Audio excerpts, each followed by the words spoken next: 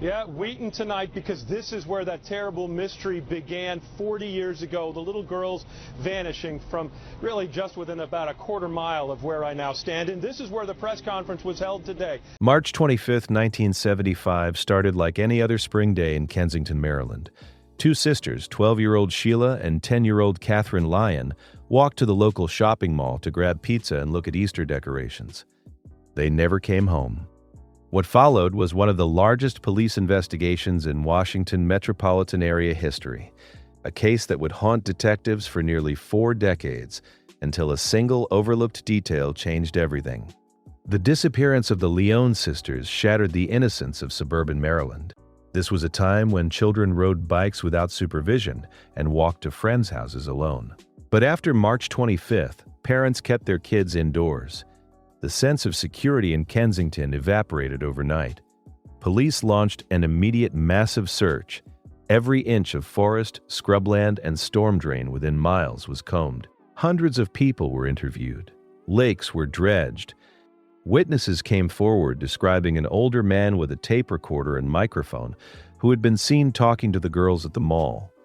Based on these descriptions, police created a composite sketch and focused their investigation on this older suspect. But there was another witness, a teenage girl who had been at the mall that day. She remembered a greasy-looking young man with long hair and acne scars who had been completely focused on the Lyon sisters, following them around. The behavior gave her the creeps. She immediately reported what she saw to police, and a detective drew a second composite sketch based on her description. This sketch depicted a young man who looked nothing like the older suspect everyone was focused on. Within days of the girl's disappearance, an 18-year-old drifter named Lloyd Lee Welch showed up at the police station, claiming he had witnessed the abduction. He said he saw an older man matching the description others had given leave the mall with the two girls. But there was something off about Welch. He was stoned during the interview, having smoked marijuana just before meeting with police. His story was elaborate and overly detailed. He kept changing minor facts. Detectives could tell he was lying. They pegged him as an attention-seeking loser trying to insert himself into the investigation, perhaps hoping for a reward. They dismissed him with disgust and moved on. The investigation continued for months, then years. Fresh leads turned into dead ends. The front-page headlines about the missing Lyon sisters gradually gave way to news stories, new tragedies. The case went cold. The boxes of evidence sat in storage, haunting the department. New teams of detectives would periodically reopen the files, fresh eyes poring over decaying documents, hoping to find something previous investigators had missed. Each time, they found nothing. The case file grew to 20 boxes filled with reports and information about numerous suspects. At least 3 documented child predators who had been in the area at the time were thoroughly investigated. Each suspect required intense work, traveling across the country, interviewing victims and family members, but none of it led anywhere. Decades passed. The Lyon family waited. The community never forgot. The case became a permanent scar on Maryland's collective memory, a reminder that terrible things could happen to innocent children in broad daylight. Then, in 2013, something changed. A new cold case squad from Montgomery County decided to approach the Lyon sisters case differently. Instead of treating it like a decades-old mystery with cold leads, they decided to work it as if the girls had just vanished yesterday. They would review every piece of evidence with completely fresh eyes. Detective Chris Homrock was part of this team. As he combed through the mountains of paperwork, something caught his attention. Buried in the files was that second composite sketch, the one of the young man with long hair and acne scars that the teenage witness had described. The sketch had never been widely circulated. It seemed it hadn't even been properly distributed within the police department itself. Homrock stared at the sketch, then started pulling files on the various suspects who had been interviewed back in 1975. When he came across the mugshot of Lloyd Lee Welch, taken during a burglary arrest in Wheaton in 1970, Homrock felt his pulse quicken. The resemblance was striking. The long hair, the facial scars from acne, the general features. It was an almost perfect match to the sketch that had been drawn 40 years earlier based on the teenage witness's description. This was the detail that had been sitting in the files all along. overlooked and dismissed because investigators had been so focused on the older suspect. Homrock and his team started digging into Welch's background. What they found was deeply disturbing.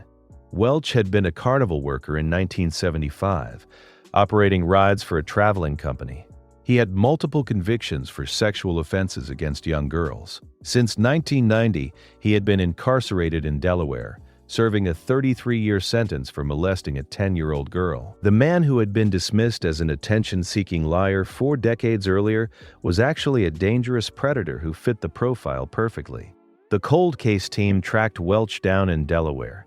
He was nearing the end of his prison term. They began a series of interviews in October 2013.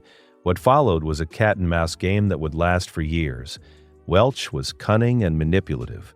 He would interview the detectives as much as they interviewed him, trying to gauge how much they knew.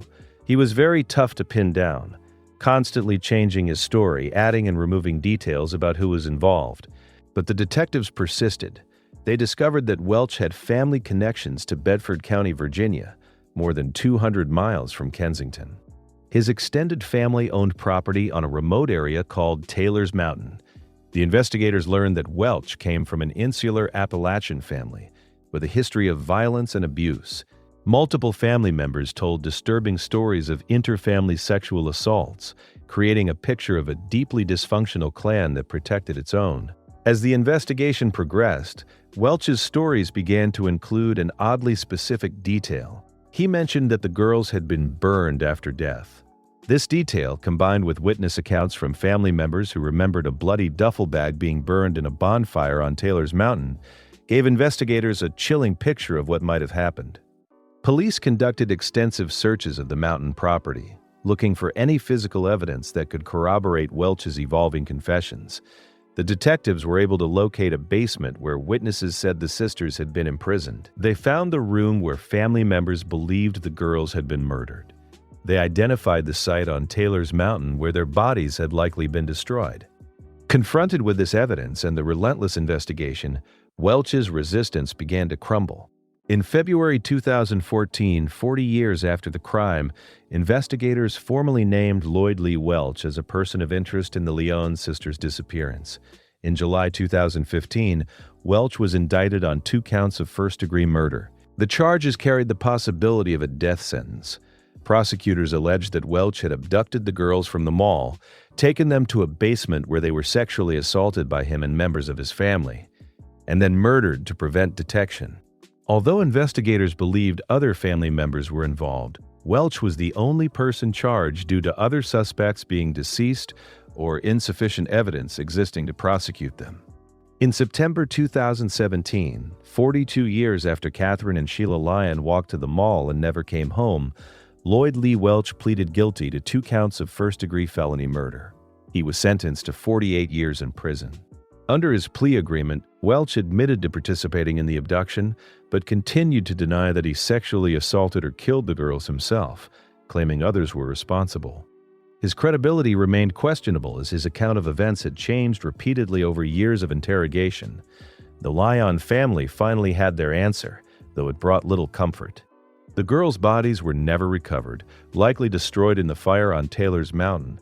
There would be no graves to visit, no remains to bring home. At the sentencing, the family thanked the cold case detectives for never giving up, for spending over 16,000 hours reinvestigating a case that many had considered unsolvable. But as one writer covering the case observed, this was a thing beyond setting right, beyond the reach of justice or healing.